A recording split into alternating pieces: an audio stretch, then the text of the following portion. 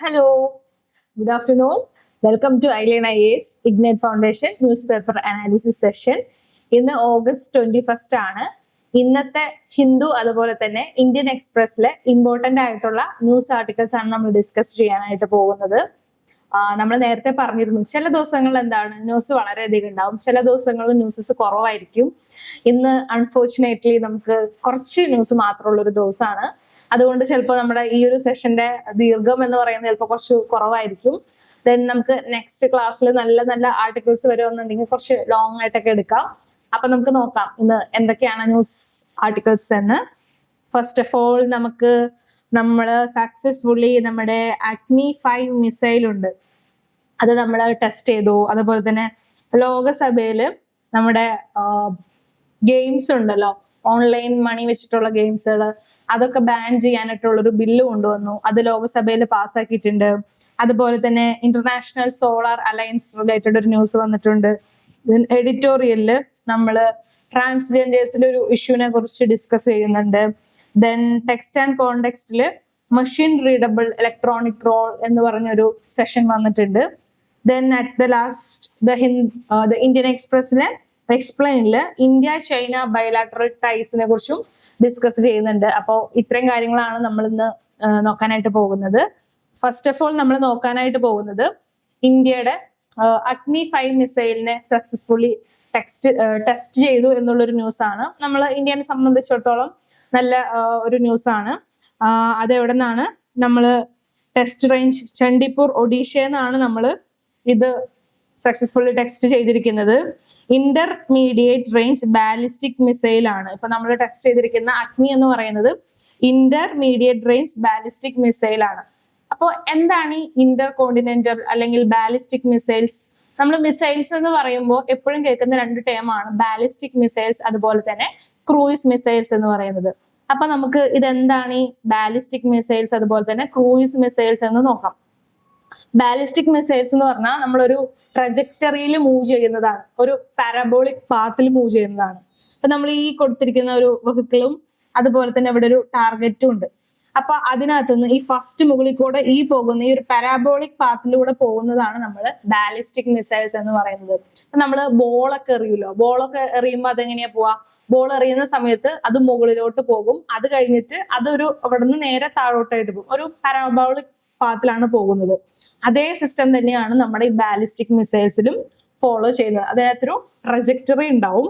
അത് കഴിഞ്ഞിട്ട് നമ്മൾ ഇതിന്റെ വെപ്പൺസിന്റെ ഇനീഷ്യൽ സ്റ്റേജിലാണ് നമ്മൾ ഇതിന് ഗൈഡൻസ് കൊടുക്കുന്നത്. അത് കഴിഞ്ഞിട്ട് ഇത് മൂവ് ചെയ്യുന്നത് depends upon the velocity, gravity, air resistant, അതുപോലെ തന്നെ എർത്തിന്റെ മോഷൻ അനുസരിച്ചിട്ട് പോകുന്നതാണ് നമ്മുടെ ബാലിസ്റ്റിക് മിസൈൽസ് എന്ന് പറയുന്നത്. ആ ടൈം നമ്മുടെ ക്രൂയിസ് മിസൈൽസ് എന്ന് പറയുന്നത് നമ്മുടെ ജെറ്റ് പ്ലെയിൻസ് ഒക്കെ ഉണ്ടല്ലോ, ജെറ്റ് പ്ലെയിൻസ് ഒക്കെ എങ്ങനെയാ പോവാ?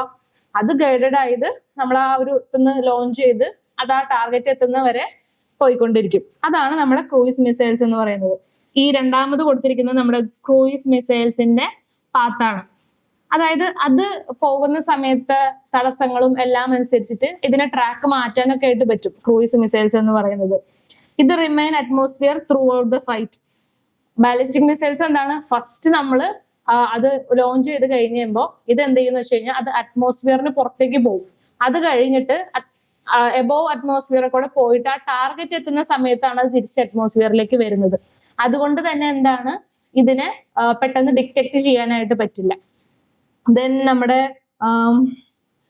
ക്രൂയിസ് മിസൈൽസ് എന്ന് പറയുന്നത് വാർഹെഡ് എല്ലാം ഉള്ളതാണ്, ലോങ് റേഞ്ച് ആണ്. ഇതിന്റെ പ്രിസിഷൻസ് എന്ന് പറയുന്നത് ഹൈ ആണ്. ദെൻ ബാലിസ്റ്റിക് മിസൈൽസിന്റെ പാത്ത് എന്ന് പറയുന്നത് പാരാബോളിക് ട്രജക്ടറി ആണ്. ആ സമയം ക്രൂയിസ് മിസൈൽസ് എന്ന് പറയുന്നത് ഗൈഡഡ് പാത്ത് ആണ്, സ്ട്രെയിറ്റ് ആയിരിക്കും. ഗ്രാവിറ്റി മൊമെന്റം വെച്ചിട്ടാണ് ബാലിസ്റ്റിക് മിസൈൽസ് പോകുന്നത്. ടിപ്പിക്കലി മെയിൻലി ഹൈപ്പർസോണിക്സ് ആണ്. അതുപോലെ തന്നെ ലെസ് ഗൈഡൻസ് ഉള്ളതാണ് ബാലിസ്റ്റിക് മിസൈൽസ് എന്ന് പറയുന്നത്. ലോങ് റേഞ്ചസ് മൂവ് ചെയ്യാനായിട്ട് പറ്റും. ലെസ് പ്രിസിഷൻ, അതുപോലെ തന്നെ ലാർജ് സ്കെയിൽ ഡിസ്ട്രക്ഷൻ ബാലിസ്റ്റിക് മിസൈൽസിന് പോസിബിൾ ആണ്. നമ്മൾ ഇതിനകത്ത് ന്യൂക്ലിയർ കൺവെൻഷണൽ ആയിട്ടുള്ള വാർഹെഡുകൾ ഉപയോഗിക്കുന്നുണ്ട്. Then easier to detect during boost stage. നമ്മുടെ പൃഥ്വി മിസൈൽസ്, അതുപോലെ തന്നെ പൃഥ്വി-2, അഗ്നി-2 ഇതൊക്കെ ബാലിസ്റ്റിക് മിസൈൽസുകളാണ്. ദെൻ നമ്മുടെ ക്രൂയിസ് മിസൈൽസ് എന്ന് പറയുന്നത് എന്താ, ഒരു സ്ട്രെയിറ്റ് പാത്ത് ആണ്, ഗൈഡഡ് പാത്ത് ആണെന്ന് പറഞ്ഞു. വിത്തിൻ അറ്റ്മോസ്ഫിയറിൽ തന്നെയാണ് മൂവ് ചെയ്യുന്നത്. ജെറ്റ് എഞ്ചിൻ ആണ് ഇതിനകത്ത് മൂവ് ചെയ്യുന്നത്. സ്ലോ ആണ്, സബ്സോണിക് അതുപോലെ തന്നെ സൂപ്പർസോണിക്സ് ആണ്. ഇതിനകത്ത് ഗൈഡഡ് സിസ്റ്റം ആണ്, GPS ഉണ്ട്. അതുപോലെ തന്നെ മീഡിയം ടു ഷോർട്ട് റേഞ്ചസ് ആണ് വരുന്നത്. High precision, targeted strike, nuclear, conventional അതുപോലെ തന്നെ ടാക്ടിക്കൽ മിഷൻസിനൊക്കെ നമ്മൾ ഉപയോഗിക്കുന്നതാണ്. ഡിറ്റക്ട് ചെയ്യാനായിട്ട് പാഠമാണ്. എക്സാമ്പിൾസ് എന്ന് പറയുന്നത് ബ്രഹ്മോസ് മിസൈൽസ് ഒക്കെയാണ്. ഇങ്ങനെയാണ് നമ്മൾ ബാലിസ്റ്റിക് മിസൈൽസ് അതുപോലെ തന്നെ ക്രൂയിസ് മിസൈൽസ് എന്നാണ് നമ്മൾ മിസൈൽസിനെ തരംതിരിക്കുന്നത്. ദെൻ അതുപോലെ തന്നെ അതിന്റെ റേഞ്ച് അനുസരിച്ചിട്ട് നമ്മൾ short range, medium range, intermediate, Inter continental അങ്ങനെയൊക്കെ തിരിക്കുന്നുണ്ട്. അതുപോലെ തന്നെ അതിന്റെ സ്പീഡ് അനുസരിച്ച് അതിനെ ഹൈപ്പർസോണിക്, സൂപ്പർസോണിക്, സബ്സോണിക് എന്നിങ്ങനെയൊക്കെ ഡിവൈഡ് ചെയ്യുന്നുണ്ട്. ഹൈപ്പർസോണിക് എന്ന് പറഞ്ഞു കഴിഞ്ഞാൽ നമ്മുടെ സ്പീഡ് ഓഫ് സൗണ്ട് വെച്ചിട്ടാണ് നമ്മൾ ഡിസ്റ്റൻസ് സ്പീഡ് പറയുന്നത്. അപ്പൊ ആ ഒരു സ്പീഡ് ഓഫ് സൗണ്ടിന്റെ കാലം 5 ടൈംസ് സ്പീഡിലേക്ക് പോകുന്നതാണ് ഹൈപ്പർസോണിക് എന്ന് പറയുന്നത്. സൂപ്പർസോണിക് എന്ന് പറയുന്നത് സ്പീഡ് ഓഫ് സൗണ്ടിനേക്കാളും ഒരു 2 to 3 മാക്സ് പോകുന്നതാണ് സൂപ്പർസോണിക്. ദെൻ സ്പീഡ് ഓഫ് സൗണ്ടിനേക്കാളും സ്ലോവർ ആയിട്ട് പോകുന്നതിനെ നമ്മൾ സബ്സോണിക് എന്ന് പറയുന്നു. അങ്ങനെ ഡിഫറെന്റ് ആയിട്ടാണ് നമ്മൾ കാറ്റഗറൈസ് ചെയ്യുന്നത്. അപ്പോൾ ബാലിസ്റ്റിക് മിസൈൽസ് അതുപോലെ തന്നെ ക്രൂയിസ് മിസൈൽസ് എന്താന്ന് പറഞ്ഞു. ഈ ബാലിസ്റ്റിക് മിസൈൽ കാറ്റഗറിയിൽ വരുന്നതാണ് ഇന്ത്യയുടെ എന്ത് അഗ്നി സീരീസ് എന്ന് പറയുന്നത്. ഈ അഗ്നി സീരീസിന്റെ അഗ്നി 5 മിസൈൽ ആണ് നമ്മളിപ്പോ സക്സസ്ഫുള്ളി ലോഞ്ച് ചെയ്തിരിക്കുന്നത്. ദെൻ ഈ അഗ്നി 5ന്റെ പ്രത്യേകത എന്ന് പറയുന്നത് ഇൻഡിജീനിയസ്ലി നമ്മൾ ഡെവലപ്പ് ചെയ്തിരിക്കുന്ന മിസൈലാണ് അഗ്നി. And it is an Inter continental ballistic missile with range of 5000 kilometres. 5000 kilometre distance നമുക്ക് ട്രാവൽ അയക്കാൻ പറ്റുന്ന ഒരു മിസൈൽ, ബാലിസ്റ്റിക് മിസൈൽ ആണ് എന്ത് നമ്മുടെ അഗ്നി 5 എന്ന് പറയുന്നത്. ദെൻ അഗ്നി 5ന്റെ ഒപ്പം കുറച്ച് കാര്യങ്ങൾ നോക്കാം. 5000 കിലോമീറ്റർ ആണെന്ന് പറഞ്ഞു. ഹൈറ്റ് എന്ന് പറയുന്നത് 17 മീറ്റർ ആണ്. ദെൻ ഇതിന്റെ പ്രത്യേകത എന്ന് പറയുന്നത് MIRV ടെക്നോളജി ആണ്. MIRV ടെക്നോളജി എന്ന് പറയുന്നത് multiple independently targetable re entry vehicles എന്ന് പറയുന്നത്. അതായത് നമ്മൾ സാധാരണ ഉണ്ടായിരുന്ന ബാലിസ്റ്റിക് മിസൈൽസിലൊക്കെ എന്ന് പറഞ്ഞാൽ ഒരു വാർഹെഡ് ആണ് കൊണ്ടുപോകാനായിട്ട് പറ്റുന്നത്. ഇപ്പോൾ ന്യൂക്ലിയർ വാർഹെഡ് ആണ് അല്ലെങ്കിൽ വേറെ ഏതെങ്കിലും വാർഹെഡ് ആണ് എന്നുണ്ടെങ്കിൽ അത് മാത്രമേ കൊണ്ടുപോകാനായിട്ട് സാധിക്കുള്ളൂ. ബട്ട് ഈ ഒരു ടെക്നോളജി കൊണ്ടുവന്ന സമയത്ത് നമുക്ക് മൾട്ടിപ്പിൾ ആയിട്ടുള്ള വാർഹെഡുകൾ ഇതിനായിട്ട് ഉപയോഗിക്കാനായിട്ട് പറ്റും. അതുപോലെ തന്നെ എന്താണ് മൾട്ടിപ്പിൾ ദിശയിലേക്കും നമുക്ക് കൊടുക്കാനായിട്ട്, ഇപ്പൊ ഒരു ഇതിലേക്ക് മാത്രമല്ല ഡിഫറെന്റ് റേഞ്ചിലേക്ക്, ഡിഫറെന്റ് സ്ഥലങ്ങളിലേക്ക് നമുക്ക് ഈ വാർഹെഡ്സ് ലോഞ്ച് ചെയ്യാനായിട്ടൊക്കെ പറ്റും. This allow a single missile to carry multiple warheads each capable of being aimed at different targets. ഈ ഒരു സിസ്റ്റം വഴി, ഈ ഒരു സിസ്റ്റം അതായത് MIRV എന്ന് പറഞ്ഞ ടെക്നോളജി മുമ്പ് ഉണ്ടായിരുന്നത് US, UK, Russia, France and China ആയിരുന്നു. ഇപ്പോ ഇന്ത്യക്കും ഈ ഒരു ടെക്നോളജി ഉണ്ട്. Then development and deployment of MIRV technologies closely guarded subject. Then നമ്മൾ UPSCയില് പ്രീവിയസ് ഇയറിൽ ക്വസ്റ്റ്യൻസ് ചോദിച്ചിരിക്കുന്ന ഒരു മേഖലയാണ് മിസൈൽസ് എന്ന് പറയുന്നത്. അടുത്ത് ചോദിക്കാറുണ്ട്. കഴിഞ്ഞ ഒരു ക്ലാസ്സിലും ഞാൻ ഇതിന്റെ ഒരു എക്സാമ്പിൾ പറഞ്ഞിരുന്നു. ദെൻ ഇപ്പോഴത്തെ ഇത് നമ്മുടെ 2023 ഒരു PYQ ചോദിച്ചിരുന്നു. അപ്പൊ ഞാൻ ഈ പറഞ്ഞതൊക്കെ വെച്ചിട്ട് ആൻസർ ചെയ്യാൻ പറ്റുന്ന ഒരു ക്വസ്റ്റ്യൻ ആണ്. എന്തായിരുന്നു? Ballistic missiles are jet propelled at supersonic speed throughout their flight while cruise missiles are rocket powered only in the initial phase of flight. എന്തായിരുന്നു? തെറ്റല്ലേ? അങ്ങോട്ടും ഇങ്ങോട്ടും ഇന്റർചേഞ്ച് കിടക്കുന്നത്. ബാലിസ്റ്റിക് മിസൈൽസിന്റെ കാര്യം ക്രൂയിസ് മിസൈൽസിൽ പറഞ്ഞു, ക്രൂയിസ് മിസൈൽസിലെ ബാലിസ്റ്റിക് മിസൈൽസിൽ വന്നു. അതായത് UPSC ഇങ്ങനെ ക്വസ്റ്റ്യൻസ് ചോദിക്കാറുണ്ട്. അതായത് നമുക്ക് അറിയാവുന്ന കാര്യങ്ങളായിരിക്കും, പക്ഷെ ഒന്ന് ട്വിസ്റ്റ് ചെയ്ത് ചോദിക്കും. നെക്സ്റ്റ്, അഗ്നി 5 is a medium range supersonic cruise missile. എന്താ പറഞ്ഞ അഗ്നി 5? അത് ബാലിസ്റ്റിക് മിസൈൽ ആണ്. അപ്പൊ അതും തെറ്റാണ്. Then while BrahMos is a solid fuel intercontinental ballistic missile. BrahMos എന്തിനാ എക്സാമ്പിൾ പറഞ്ഞിരുന്ന? ക്രൂയിസ് മിസൈൽ ആണ്. അപ്പോ ഇതിന്റെ ആൻസർ എന്താ വരിക? D, neither 1 nor 2. അപ്പൊ ഇങ്ങനത്തെ ക്വസ്റ്റ്യൻസ് ഒക്കെ ഇനിയും പ്രതീക്ഷിക്കാവുന്ന ഒരു ഏരിയ ആണ് മിസൈൽസ് എന്ന് പറയുന്നത്. കാരണം നമ്മുടെ UPSC പ്രിലിംസില് ഡിഫൻസ് ഈ പറയുന്ന മിസൈൽ സിസ്റ്റത്തിന്റെ ഒക്കെ ഇമ്പോർട്ടൻസ് കൂടി വരികയാണ്. അതുകൊണ്ട് നെക്സ്റ്റ് ചോദിക്കാവുന്നതാണ്. ദെൻ നമ്മുടെ നെക്സ്റ്റ് ന്യൂസ് വരുന്നത് Lok Sabha clears bill that ban real money gaming. നമ്മുടെ ലോകസഭയിൽ ഇന്നലെ ഒരു ബില്ല് കൊണ്ടുവന്നിരുന്നു. ആ ബില്ല് പാസ്സാക്കി. അത് നമ്മുടെ ഓൺലൈൻ ഗെയിമിങ്ങിനെ കുറിച്ചിട്ടുള്ളതാണ്. നമ്മൾ IPL ഒക്കെ കാണുന്ന ആളുകളാണെന്നുണ്ടെങ്കിൽ അതിന്റെ ടൈമിൽ ഏത് നേരവും ഉണ്ടായിരുന്ന അഡ്വർടൈസ്മെന്റ് എന്ന് പറയുന്നത് റമ്മി, അതുപോലെ തന്നെ Dream11, ദെൻ 19 ക്രിക്കറ്റ് സർക്കിൾ, അങ്ങനെ കുറെ, അതായത് ഓൺലൈൻ ഗെയിമിങ്ങിന്റെ ആണ്, നമ്മുടെ ബെറ്റിംഗ് ആപ്പുകളുടെ ഒക്കെ പരസ്യങ്ങളായിരുന്നു. അപ്പൊ ഈ ആപ്പുകളെ, അതുപോലെ തന്നെ ഈ മണി ഗെയിമിങ്ങിനെ നമ്മുടെ ഗവൺമെന്റ് ബാൻ ചെയ്തു. ബാൻ ചെയ്യാൻ വേണ്ടിയിട്ട് ബില്ല് പാർലമെന്റിൽ പാസ്സാക്കി. നമ്മുടെ ലോകസഭയിൽ ഇന്നലെ ആ ബില്ല് ക്ലിയർ ആയിരിക്കുകയാണ്. എന്താണ് ആ ബില്ലിൽ പറയുന്നത് നോക്കാം. ലോകസഭ passed promotion and regulation of online gaming bill 2025. Mainly എന്താണ്, targeting films that offer fantasy, sports and card games whereas users can deposit and risk money. Online ഗെയിമിങ്ങിനല്ല ബാൻ ചെയ്തിരിക്കുന്നത്. ഓൺലൈൻ ഗെയിമിങ്ങിൽ എവിടെ പൈസ ഡെപ്പോസിറ്റ് ചെയ്യുന്നു, അതുപോലെ തന്നെ അതിൽ നിന്ന് പൈസ കിട്ടുന്നു, മണി ലോണ്ടറിങ് നടത്തുന്നു എന്നുള്ള കാരണം, ഈ ഒരു ഏരിയനെയാണ് ബാൻ ചെയ്തിരിക്കുന്നത്. അതിനൊരു പ്രത്യേക കാരണം പറഞ്ഞിരിക്കുന്നത് എന്താന്ന് പറഞ്ഞാൽ, ഈ ഓൺലൈൻ വഴിയായിട്ട് ആളുകൾ ഗെയിം കളിച്ചിട്ട് കുറെ പൈസ നഷ്ടമായിട്ടുണ്ട്. അങ്ങനെ വന്നപ്പോൾ ആളുകൾ കുറെ സൂയിസൈഡ് ചെയ്യുക, അതുപോലെ തന്നെ മെന്റലി പ്രശ്നങ്ങൾ ഉണ്ടാവുക, അങ്ങനത്തെ കുറെ ഇഷ്യൂസ് വന്നതുകൊണ്ടാണ് ഈ പറയുന്ന പൈസ വെച്ചിട്ടുള്ള ഗെയിമിംഗ് എന്ന് പറയുന്നത് ഗവൺമെന്റ് ബാൻ ചെയ്യാനായിട്ട് ഒരുങ്ങുന്നത്. ദെൻ ഇതിനകത്ത് എടുത്തു പറഞ്ഞിരിക്കുന്ന കുറച്ച് കാര്യങ്ങളുണ്ട്. ഇതിനകത്ത് ഈ ബില്ലിൽ പ്രപ്പോസ് ചെയ്തിരിക്കുന്ന കാര്യങ്ങൾ എന്ന് പറയുന്നത്, ban on online real money games, അതായത് പൈസ വെച്ചിട്ട് കളിക്കുന്ന ഇതുകളാണ് ബാൻ ചെയ്തിരിക്കുന്നത്. ഏതെങ്കിലും ഓൺലൈനായിട്ട് ഗെയിമിൽ, അതായത് സ്കില്ല് വെച്ചിട്ട് നടത്തുന്നതല്ല. ഇൻ കേസ് എൻട്രി ഫീസ് ആയാലും ഏതെങ്കിലും ഒരു തരത്തില് പൈസ ഏതെങ്കിലും ഒരു സെഷനിൽ വന്നിട്ടുണ്ടെന്നുണ്ടെങ്കിൽ ഇത് ടോട്ടലി ബാൻ ചെയ്യുന്നുണ്ട്. Then prohibition of advertisement for money games. ഞാൻ നേരത്തെ പറഞ്ഞു IPL ടൈമിലൊക്കെ അഡ്വർടൈസ്മെന്റ്സ് ഉണ്ടായിരുന്നു. അതുപോലെ ഫുൾ ടൈം TV-യിൽ അഡ്വർടൈസ്മെന്റ്സ് ഉണ്ടാവും. അപ്പൊ അങ്ങനെയുള്ള ഈ ആപ്പുകളുടെ അഡ്വർടൈസ്മെന്റ്സ് ഇതാണ് പ്രൊഹിബിറ്റ് ചെയ്യാണ്. അതുപോലെ തന്നെ ഫിനാൻഷ്യൽ റെസ്ട്രിക്ഷൻസ് കൊണ്ടുവന്നിരിക്കുന്നു. അതായത് ബാങ്കുകൾ, ഫിനാൻഷ്യൽ ഇൻസ്റ്റിറ്റ്യൂഷൻസ് ഒന്നും തന്നെ ഇങ്ങനത്തെ ഉള്ള ഗെയിമുകളുടെ ഫണ്ട് ട്രാൻസ്ഫർ ചെയ്യാനോ അക്സെപ്റ്റ് ചെയ്യാനായിട്ട് പാടില്ല. ഈ കാര്യങ്ങളൊക്കെ ഗവൺമെന്റ് ബാർ ചെയ്തിരിക്കുകയാണ്. അതുപോലെ തന്നെ ഹെവി പെനാൽറ്റീസ് കൊണ്ടുവന്നിരിക്കുകയാണ്. അതായത് ഇപ്പൊ ഇങ്ങനെയൊക്കെ ഒരു ഗെയിമിംഗ് നടത്തുന്ന ഒരു എൻറ്റിറ്റി ആണെന്നുണ്ടെങ്കിൽ ആ ഒരു എൻറ്റിറ്റിക്ക് ഒരു 3 year ഇംപ്രിസൺമെന്റ്, അതുപോലെ തന്നെ 1 കോടിയോളം പിഴ അടയ്ക്കണമെന്ന് പറഞ്ഞിട്ടുണ്ട്. അതുപോലെ തന്നെ അഡ്വർടൈസ്മെന്റിന് ബാൻ ചെയ്തിരിക്കുന്നുണ്ട്.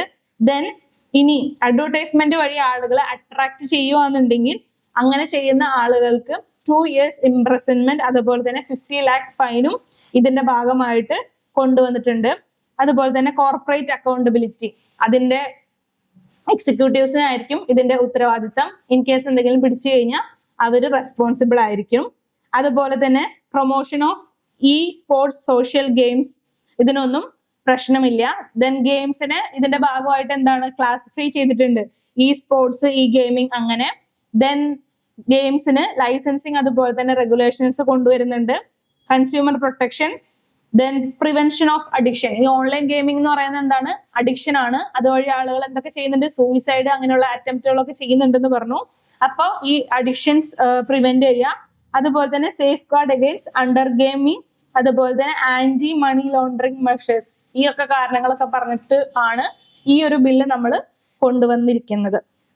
പക്ഷെ ഇത് കൊണ്ടുവന്ന സമയത്ത് ഇതിനകത്ത് കുറച്ച് ഇമ്പാക്റ്റുകൾ പറയുന്നുണ്ട്. ഇമ്പാക്റ്റുകൾ, അതായത് എക്കണോമിക്കലി സം ഇമ്പാക്ട്സ് ഉണ്ടാവുന്നുണ്ട്. എന്തൊക്കെയാണ് എക്കണോമിക്കലി ഉണ്ടാവാനുള്ളത്? അതായത് ജോബ്, ഈ ഒരു മേഖലയിൽ ജോലി ചെയ്യുന്ന ആളുകളുണ്ട്. ഒരു 2 lakhs ആളുകളുടെ ജോബ് നഷ്ടപ്പെടും എന്ന് പറയുന്നുണ്ട്. അതുപോലെ തന്നെ നമ്മുടെ FDI, ഫോറിൻ ഡയറക്റ്റ് ഇൻവെസ്റ്റ്മെന്റ് എന്ന് പറയുന്നത് ഒരു 25,000 crore rupees ഇതിന്റെ ഭാഗമായിട്ട് ഇന്ത്യയിലേക്ക് FDI വന്നിട്ടുണ്ട്. അപ്പോൾ ഇത് നഷ്ടം വരും. അതുപോലെ തന്നെ ഗവൺമെന്റിന്റെ റവന്യൂ, നമ്മുടെ GST, അതുപോലെ തന്നെ ടാക്സ് ഒക്കെ കുറയാനായിട്ട് ചാൻസ് ഉണ്ട്. ഇതൊക്കെ നമ്മളെ എക്കണോമിനെ ബാധിക്കാനായിട്ട് പോകുന്നുണ്ട്. അപ്പൊ ഇതൊക്കെയാണ് ഇതിന് എതിർ അഭിപ്രായങ്ങളിൽ പറയുന്നത്. ദെൻ നമ്മുടെ നെക്സ്റ്റ് ന്യൂസ് എന്ന് പറയുന്നത് നമ്മുടെ ഇന്റർനാഷണൽ സോളാർ അലയൻസ് എന്ന് പറഞ്ഞ ഒരു അലയൻസ് ഉണ്ട്. അത് റിലേറ്റഡ് ആയിട്ട് വന്നിട്ടുള്ള ഒരു ഇതാണ്. അതായത് അതിന്റെ ഭാഗമായിട്ട് റിസർച്ച് ഇൻസ്റ്റിറ്റ്യൂട്ടുകൾ ഉണ്ടാക്കുന്നുണ്ട്. അതിനകത്ത് എന്താണ്, നമ്മളൊരു 17 സെന്റർ ഫോർ എക്സലൻസ് റിസർച്ച് ഹബ്ബുകൾ ഡെവലപ്പ് ചെയ്യാനായിട്ട് പോകുന്നുണ്ട് അക്രോസ് ഇന്ത്യ. അതുപോലെ തന്നെ മെനി കൺട്രീസിലായിട്ട് നമ്മൾ ഈ 17 റിസർച്ച് ഹബ്ബുകൾ ഡെവലപ്പ് ചെയ്യാനായിട്ട് പോകുന്നത്.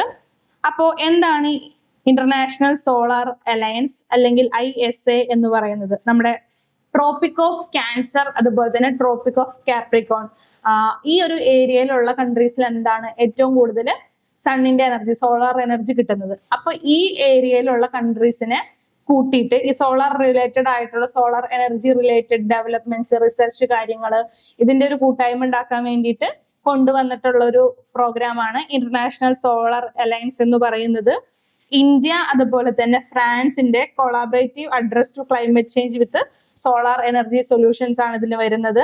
ഇത് ലോഞ്ച് ചെയ്തത് എന്നാണ് 2015 നമ്മുടെ UN-ന്റെ COP21 ക്ലൈമറ്റ് ചേഞ്ചിന്റെ COP21 പാരീസിൽ വെച്ചിട്ടാണ് ഇത് ലോഞ്ച് ചെയ്യുന്നത്.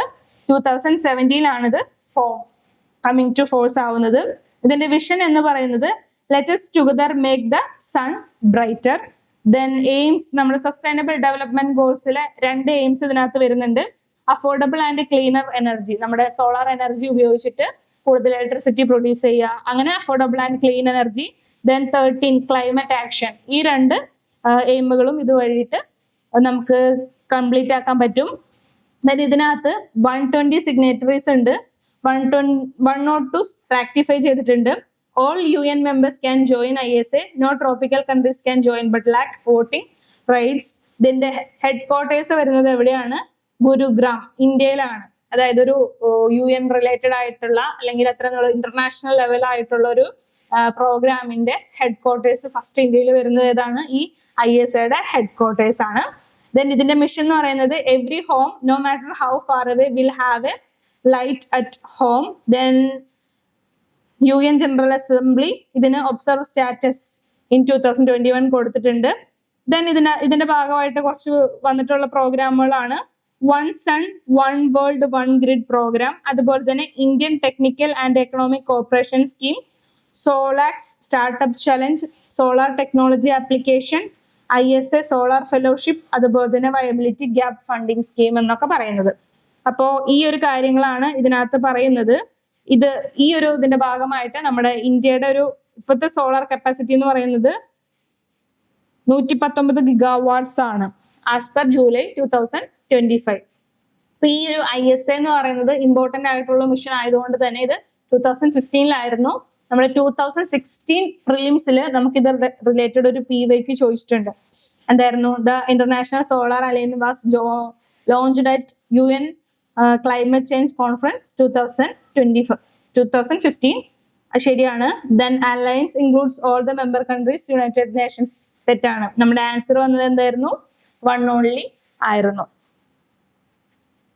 ദെൻ നമ്മുടെ നെക്സ്റ്റ് ഒരു എഡിറ്റോറിയൽ ആണ്. നമ്മുടെ ജെൻഡർ ഐഡന്റിറ്റി റെക്കഗ്നിഷൻ, നമ്മുടെ ട്രാൻസ്ജെൻഡേഴ്സിന്റെ റൈറ്റ് റിലേറ്റഡ് ആയിട്ട് വരുന്ന ഒരു ആർട്ടിക്കിൾ ആണ്. ഇവിടെ വരുന്നത് നമ്മുടെ ബിയോൺസി ലെയ്ഷ്ട്രാം എന്ന് പറയുന്ന ഈ ഒരു വ്യക്തിയുടെ റിലേറ്റഡ് കാര്യമാണ് വരുന്നത്. അതായത് ഇവര് മണിപ്പൂർ ഹൈക്കോടതിയിൽ പോയിരുന്നത്, ഇവർ പഠിച്ചിരുന്ന യൂണിവേഴ്സിറ്റിയിൽ നിന്ന് ഇവരുടെ പേരിൽ, അതായത് ട്രാൻസ്ജെൻഡർ അല്ലെങ്കിൽ ആ ഒരു ജെൻഡർ സ്പെസിഫിക് ആയിട്ടുള്ള രീതിയിലുള്ള സർട്ടിഫിക്കറ്റ് കൊടുക്കില്ല എന്ന് പറഞ്ഞു. ദെൻ അങ്ങനെ കേസസ് ഒക്കെ വന്നു. അത് കഴിഞ്ഞിട്ട് നമ്മുടെ മണിപ്പൂർ ഹൈക്കോർട്ട് ഓർഡർ ഇഷ്യൂ ചെയ്തു. അതായത് അവർക്ക് അവരുടെ ആ ജെൻഡർ സ്പെസിഫിക് ആയിട്ട് തന്നെ എന്ത് കൊടുക്കണം? അവരുടെ സർട്ടിഫിക്കറ്റ് കൊടുക്കണം എന്നുള്ള ഇഷ്യൂ പറഞ്ഞു. പിന്നെ എന്താ പറയാ, ഒരു സിംപിളി ഒരു അഡ്മിനിസ്ട്രേറ്റീവ് കറക്ഷനിൽ ചെയ്യേണ്ട കാര്യങ്ങളായിരുന്നു. ബട്ട് കുറച്ച് കാലമായിട്ടുള്ള ഈ ഒരു കോടതി കയറി ഇറങ്ങേണ്ടി വന്നു ഈ ഒരു കാര്യങ്ങൾ ചെയ്യാനായിട്ട്. അപ്പോൾ ഇവിടെ ഡിസ്കസ് ചെയ്യുന്നത് നമ്മുടെ ട്രാൻസ്ജെൻഡേഴ്സിന്റെ കാര്യങ്ങളാണ്. അത് റിലേറ്റഡ് ആയിട്ട് വന്നിട്ടുള്ള ഒരു ആക്ട് ഉണ്ട്, എങ്ങനെയാണ് ഈ ഒരു നിയമത്തിലേക്ക് എത്തിയിട്ടുള്ള അങ്ങനെയുള്ള കുറച്ച് കാര്യങ്ങളാണ്. ഇപ്പോൾ നമ്മുടെ ഒരു കേസ് ഉണ്ടായിരുന്നു, നൽസ വിസസ് യൂണിയൻ ഓഫ് ഇന്ത്യ എന്ന് പറയുന്ന കേസ് 2014. അതിന്റെ ഭാഗമായിട്ട് സുപ്രീം കോടതിയുടെ ജഡ്ജ്മെന്റ് വന്നു. 2 കാര്യങ്ങളാണ് പറഞ്ഞിരുന്നത്. നമ്മുടെ എല്ലാവർക്കും ഫണ്ടമെന്റൽ റൈറ്റ്സ് ഉണ്ടല്ലോ, അതുപോലെ തന്നെ ഈ ഫണ്ടമെന്റൽ റൈറ്റ്സ് ഏതാ ഭാഗത്താ വരുന്നത്? നമ്മുടെ ആർട്ടിക്കിൾ 21, അതുപോലെ തന്നെ ആർട്ടിക്കിൾ 14. ഈ ആർട്ടിക്കിൾസ് എല്ലാം തന്നെ ഈ പറയുന്ന ട്രാൻസ്ജെൻഡർ കമ്മ്യൂണിറ്റിക്കും ആപ്ലിക്കബിൾ ആണ് എന്ന് സുപ്രീം കോടതി ജഡ്ജ്മെന്റ് 2014 വന്നു. Recognised applicability of fundamental rights and granting of reservation to transgenders വരുന്നു. അതുപോലെ തന്നെ individuals have the right to self identification of their sexual orientation even without medical intervention. ഈ രണ്ട് കാര്യങ്ങളാണ് നമ്മുടെ NALSA versus union of India കേസിൽ supreme കോടതി പറയുന്നത്. ദെൻ ഇതിന്റെ ഭാഗമായിട്ട് നമ്മളൊരു ബില്ല് കൊണ്ടുവന്നു. അത് കഴിഞ്ഞിട്ട് നമ്മൾ ആക്ട് കൊണ്ടുവന്നു. ഏതായിരുന്നു? നമ്മുടെ transgenders persons protection of right act 2019. ഇതിന്റെ ഭാഗമായിട്ട് ട്രാൻസ്ജെൻഡേഴ്സിന്റെ സംരക്ഷണം അതുപോലെ തന്നെ കുറെ കാര്യങ്ങൾ കൊണ്ടുവന്നു. പക്ഷെ 2019 കൊണ്ടുവന്ന് എങ്കിലും അതൊന്നും അത്ര ആപ്ലിക്കബിൾ ഒന്നുമല്ല. അപ്പോൾ അത് റിലേറ്റഡ് ആണ് ഇവിടെ പറയുന്നത്. കുറെ കാര്യങ്ങൾ ഇതിന്റെ ഭാഗമായിട്ട് കൊണ്ടുവന്നിട്ടുണ്ട്. അവരുടെ വെൽഫെയർ, പ്രൊട്ടക്ഷൻ, റീഹാബിലിറ്റേഷൻ, ഇതിനു വേണ്ടിയിട്ട് കുറെ കാര്യങ്ങളൊക്കെ പറഞ്ഞിട്ടുണ്ട്. അതായത് അവരെ ഫോഴ്സ്ഫുള്ളി എന്ത് ചെയ്യാനായിട്ടാ, സെക്ഷുവൽ വർക്ക് ചെയ്യിക്കാനായിട്ട് പാടില്ല. അതുപോലെ തന്നെ അവരെ എന്തെങ്കിലും കാരണം പറഞ്ഞ് നമ്മൾ ബെഗ് ചെയ്യിക്കാനോ അതുപോലെ തന്നെ ക്രിമിനലൈസ്, ഇങ്ങനെ ബെഗിങ് ഒക്കെ ചെയ്യുന്നത് കാണിച്ചു കഴിഞ്ഞാൽ അത് ക്രിമിനലൈസ് ചെയ്യുക. അതുപോലെ തന്നെ നമ്മുടെ ഫോഴ്സ്ഫുള്ളി അവരെ സെപ്പറേറ്റ് ചെയ്യാം. അങ്ങനെയുള്ള കുറെ കാര്യങ്ങളൊക്കെ ഈ ഒരു ആക്ടിന്റെ ഭാഗമായിട്ട് വന്നിട്ടുണ്ട്. ജസ്റ്റ് റീഡ് ചെയ്ത് പോകാവുന്ന ഒരു എഡിറ്റോറിയൽ മാത്രമാണ്. ദെൻ നമ്മുടെ ടെക്സ്റ്റ് ആൻഡ് കോണ്ടെക്സ്റ്റിൽ വന്നിട്ടുള്ള ഒരു ന്യൂസ് ആണ് മെഷീൻ റീഡബിൾ ഇലക്ട്രൽ റോൾസ് എന്ന് പറയുന്നത്. അപ്പൊ ഞാൻ കഴിഞ്ഞ ക്ലാസ്സുകളിലൊക്കെ ഡിസ്കസ് ചെയ്തിരുന്ന കാര്യങ്ങളാണ് ഇലക്ട്രൽ റോൾസ്. ഞാനും ആദ്യത്തെയും ക്ലാസ്സുകളിൽ കണ്ടിന്യൂസ്ലി നമ്മൾ ഡിസ്കസ് ചെയ്തു വരുന്ന ഒരു ടോപ്പിക് റിലേറ്റഡ് ആയിട്ട് വന്നിട്ടുള്ളതാണ്. കാര്യം എന്താണെന്ന് മനസ്സിലായിട്ടുണ്ടാവും. നമ്മുടെ പ്രതിപക്ഷ നേതാവ് രാഹുൽ ഗാന്ധി അദ്ദേഹം ഇലക്ഷൻ കമ്മീഷനോട് വോട്ടേഴ്സ് ലിസ്റ്റ് ചോദിച്ചു. അവരെന്താണ് ഒരു ഇമേജ് ആയിട്ടാണ് കൊടുത്തത്, PDF ഫോർമാറ്റ് കൊടുത്തില്ല. അപ്പോ അത് കൊടുക്കാതിരുന്നത് കുറച്ച് ഇഷ്യൂസ് ഒക്കെ ആയിട്ടുണ്ട്, കോൺട്രവേഴ്സീസ് ഒക്കെ ആയിട്ടുണ്ട്. അപ്പൊ അത് റിലേറ്റഡ് ആയിട്ട് വന്നിട്ടുള്ളൊരു ന്യൂസ് ആർട്ടിക്കിൾ ആണ്. അപ്പൊ ഇതിനകത്ത് എന്താണ് മെഷീൻ റീഡബിൾ ഇലക്ട്രൽ റോൾസ് എന്ന് പറയുന്നത് എന്നാണ് ഇവിടെ പറഞ്ഞിരിക്കുന്നത്. അപ്പോൾ ഇലക്ട്രൽ റോൾസ് എന്ന് പറഞ്ഞാൽ എന്താ? നമ്മൾ വോട്ട് ചെയ്യാനായിട്ട് ഒരാളുടെ പേര് ഉണ്ടാവുന്ന ആ ഒരു ലിസ്റ്റിനെയാണ് നമ്മൾ ഇലക്ട്രൽ റോൾ എന്ന് പറയുന്നത്. അതിനകത്ത് അയാൾക്ക് വോട്ട് ചെയ്യാനായിട്ട് പറ്റുമോ അല്ലെങ്കിൽ അയാൾ അതിൽ നിന്ന് റിമൂവ് ചെയ്തോ അങ്ങനെയുള്ള എല്ലാ കാര്യങ്ങളും നമ്മൾക്ക് വരുന്നത് ഇലക്ട്രൽ റോളിലാണ്. Is an authoritative list of who is and isn't allowed to vote in India. ഇന്ത്യയിൽ ആരൊക്കെ വോട്ട് ചെയ്യാൻ പാടില്ല എന്ന് പറയുന്ന ഒരു ലിസ്റ്റാണ് ഇലക്ട്രൽ റോൾസ് എന്ന് പറയുന്നത്. നമ്മൾ പുതിയ വോട്ടേഴ്സ് വരുന്ന അനുസരിച്ചിട്ട് എന്താണ് ഈ ലിസ്റ്റ് കണ്ടിന്യൂസ്ലി നമ്മൾ പുതുക്കിക്കൊണ്ട് ഇരിക്കുന്നു. അപ്പോ നമ്മുടെ ഇമേജ് ഫയൽസ് ആയിട്ടാണ് കൊടുത്തത്. രാഹുൽ ഗാന്ധിക്ക് റീഡബിൾ PDF ആയിട്ടല്ല കൊടുത്ത, ഇമേജ് ഫയൽസ് ആയിട്ടാണ് കൊടുത്തത്. അപ്പൊ അതിന് ഇലക്ഷൻ കമ്മീഷൻ കൊടുക്കുന്ന കുറച്ച് എന്താ പറയാ, അങ്ങനെ കൊടുക്കുന്നതിന് കുറച്ച് കാരണങ്ങൾ പറയുന്നുണ്ട്. അപ്പൊ അവർ പറയുന്നത് എന്താന്ന് വെച്ച് കഴിഞ്ഞാൽ ഇന്ത്യയിലേക്ക് ഒരു 99 crore ഓളം ഇലക്ട്രൽ വോട്ടേഴ്സ് ഉണ്ട്. അപ്പൊ അത്രയും ആളുകളുടെ ലിസ്റ്റ് ഈ നമ്മുടെ ഇലക്ട്രൽ റോൾസിൽ 99 crore ആളുകളുണ്ട്. അപ്പൊ ഇങ്ങനെ ഇമേജ് ആയിട്ട് കൊടുക്കുന്ന സമയത്ത് എന്താണ് ഇത്രയും ആളുകളുടെ ലിസ്റ്റ്, അതിനകത്ത് ഏതൊക്കെ ഡ്യൂപ്ലിക്കേറ്റ് ഉണ്ട് എന്നൊക്കെ വരാനായിട്ടുള്ള ചാൻസസ് കൂടുതലാണ്. കാരണം ആളുകൾ മാനുവലി ആഡ് ചെയ്യുന്നതാണ്, റിമൂവ് ചെയ്യുന്നതാണ്. അപ്പൊ അതിനകത്ത് മിസ്റ്റേക്സ് വരാനായിട്ട് പറ്റും. അപ്പൊ ഇങ്ങനെ റീഡബിൾ ആയിട്ട് കൊടുക്കുന്ന സമയത്ത് ഇതിന്റെ മിസ്റ്റേക്കുകളൊക്കെ പെട്ടെന്ന് കണ്ടുപിടിക്കും. അപ്പൊ ഇതിന് പറയുന്ന ഒരു കാര്യം എന്താന്ന് പറഞ്ഞാൽ നമ്മുടെ സെക്യൂരിറ്റി റിലേറ്റഡ് കൺസേൺ ആണ് പറയുന്നത്. ഇത് മുമ്പ് നമ്മുടെ ഇലക്ഷൻ കമ്മീഷൻ ഇതെല്ലാം തന്നെ വെബ്സൈറ്റിൽ കൊടുത്തിരുന്ന കാര്യങ്ങളാണ്. അപ്പൊ ഇങ്ങനെ കൊടുക്കുന്ന സമയത്ത് എന്താണ് ഫോറിൻ കൺട്രീസിനും ഇതിന്റെ ആക്സസിബിൾ കിട്ടുവാണ്. അപ്പൊ അതുവഴി ആളുകൾക്ക് നമ്മുടെ വോട്ടേഴ്സിന്റെ പേരുകൾ, അഡ്രസ്സ്, കാര്യങ്ങൾ അതൊക്കെ എടുക്കാനായിട്ടുള്ള ചാൻസ് ഉണ്ട്. അതുകൊണ്ട് ഇങ്ങനെ റീഡബിൾ ഫോർമാറ്റിലായിട്ട് കൊടുക്കാനായിട്ട് പറ്റില്ല എന്ന് നമ്മുടെ ഇലക്ഷൻ കമ്മീഷൻ ഇതിന്റെ ഭാഗമായിട്ട് പറയുന്നുണ്ട്. അപ്പോ ഇങ്ങനെ കൊടുക്കേണ്ടതായിട്ട് ഇല്ല. ഇങ്ങനെ കേസസ് ഒക്കെ വന്നിരുന്ന സമയത്ത് 2019 നമ്മുടെ ഇലക്ഷൻ കമ്മീഷൻ ഇങ്ങനെ മെഷീൻ റീഡബിൾ ആയിട്ടുള്ള റോൾസ് വെബ്സൈറ്റിൽ പബ്ലിഷ് ചെയ്യേണ്ട എന്നുള്ളൊരു തീരുമാനം എടുക്കുന്നത്. ഇത് നമ്മുടെ Kamal Nath versus election commission of India case ഉണ്ടായിരുന്നു. അതിനകത്ത് സുപ്രീം കോടതി 2018 ഇലക്ഷൻ കമ്മീഷന്റെ ഈ ഒരു പ്രസ്താവനയെ സപ്പോർട്ട് ചെയ്തു. അതായത് നമ്മുടെ മെഷീൻ റീഡബിൾ ആയിട്ടുള്ള ഇലക്ട്രൽ റോൾസ് ഡാറ്റാസ് കൊടുക്കേണ്ട ആവശ്യമില്ല എന്ന് സുപ്രീം കോടതി പറഞ്ഞിട്ടുണ്ട്. അപ്പൊ ഇത് റിലേറ്റഡ് ആണ് ഇവർ ഈ പറയുന്ന കാര്യങ്ങൾ പറയുന്നത്. അതായത് നമ്മുടെ സെക്യൂരിറ്റി കൺസേൺ പ്രകാരം നമുക്കിങ്ങനെ മെഷീൻ റീഡബിൾ ആയിട്ടുള്ള ഒരു ഇത് കൊടുക്കേണ്ട ആവശ്യം ഇല്ല എന്നാണ് ഇലക്ഷൻ കമ്മീഷൻ പറയുന്നത്. അപ്പൊ നമ്മൾ ഇങ്ങനെ ഇമേജ് ഫോർമാറ്റ് ആയിട്ട് കൊടുക്കുന്ന സമയത്ത് ഇതൊക്കെ റീഡ് ചെയ്യാന്ന് പറയുന്നത് കുറച്ച് ബുദ്ധിമുട്ടാണ്. നമ്മൾ ഇങ്ങനെയുള്ളൊരു സ്കാൻ ചെയ്തിട്ടുള്ള ഇമേജസിനെ നമുക്ക് റീഡബിൾ ആയിട്ടുള്ള ഒരു ഫോർമാറ്റിലേക്ക് മാറ്റുന്ന ഒരു ഡോക്യുമെന്റ് ഫോർമാറ്റിന് നമ്മൾ എന്താ പറയാ, ഒപ്റ്റിക്കൽ ക്യാരക്ടർ റെക്കഗ്നിഷൻ എന്ന് പറയുന്നു. ദെൻ അതുപോലെ തന്നെ ഇത്രയും ആളുകളുടെ ഒക്കെ ഒരു മാസീവായിട്ട് ചെയ്യണമെന്നുണ്ടെങ്കിൽ നമുക്ക് നല്ല കോസ്റ്റ്ലി ആയിട്ടുള്ളതാണ്. അങ്ങനത്തെ കാര്യങ്ങളൊക്കെയാണ് പറയുന്നത്. ദെൻ ഇവിടെ അവരെടുത്ത് പറയുന്ന കാര്യം എന്ന് പറഞ്ഞാൽ, നമ്മൾ ഈ പറയുന്ന ആളുകളുടെ ലിസ്റ്റ് പബ്ലിക്കായിട്ട് കൊടുക്കുമ്പോൾ അവിടെ ഒരു റിസ്ക് ഉണ്ട്. അതുകൊണ്ട് ഈ പറയുന്നത് അങ്ങനെ റീഡബിൾ ഫോർമാറ്റിൽ കൊടുക്കാനായിട്ട് പറ്റില്ല എന്നാണ് ഇലക്ഷൻ കമ്മീഷൻ പറയുന്നത്. ജസ്റ്റ് അത്രേ പറയുന്നുള്ളൂ. ദെൻ നമ്മുടെ ലാസ്റ്റ് ആർട്ടിക്കിൾ നമ്മുടെ ഇന്ത്യൻ എക്സ്പ്രസിൽ വന്നിട്ടുള്ളൊരു എക്സ്പ്ലെയിൻ ആണ്. ഇന്ത്യ ചൈന ബൈലാറ്ററൽ ടൈസിനെ കുറിച്ചിട്ടുള്ളതാണ്. അതായത് നമുക്കറിയാം ഇന്ത്യ ചൈന പണ്ട് ബൈ ബൈ ചീനി ബൈ ബൈ ബന്ധൊക്കെ ആയിരുന്നു. പിന്നെ ഇടയ്ക്ക് പ്രശ്നങ്ങൾ ഉണ്ടാവും, പിന്നെ വീണ്ടും ഫ്രണ്ട്സ് ആവും, പിന്നെ പ്രശ്നങ്ങൾ ഉണ്ടാവും. അങ്ങനെയാണ് ബൈലാറ്ററൽ ആയിട്ടുള്ള റിലേഷൻസ് ഓൾമോസ്റ്റ് എല്ലാ കൺട്രികളും തമ്മിലുള്ള റിലേഷൻസ് പോകുന്നത് അങ്ങനെയാണ്. അപ്പൊ ഇന്ത്യ ചൈന റിലേഷൻസും പോകുന്നത് അങ്ങനെയൊക്കെ തന്നെയാണ്.